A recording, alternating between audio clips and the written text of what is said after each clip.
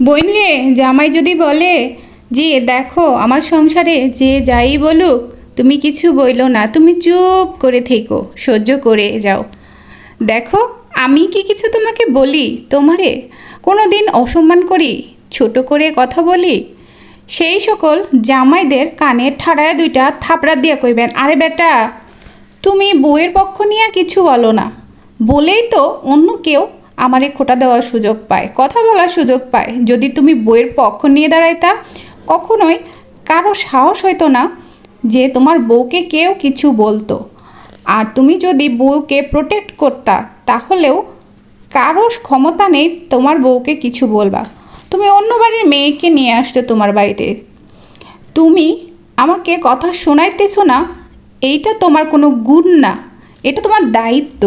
সাথে আরও দায়িত্ব তুমি আমাকে প্রোটেক্ট করবা, সেটা তুমি করো না। ছাগল কোথাকার, শিখেন। অন্য বাড়ির মেয়েকে আনছেন, তাকে প্রোটেক্ট করার দায়িত্বও আপনার। আপনি তারা নিয়ে খারাপ কথা বলার কোনো রাইটস রাখেন না, অ্যাজ ওয়েল অ্যাজ অন্য কেউ আপনার বাপ মা 14 গোষ্ঠী এই মেয়েটাকে খারাপ বলার কোনো রাইটস রাখে না। বোঝা গেল?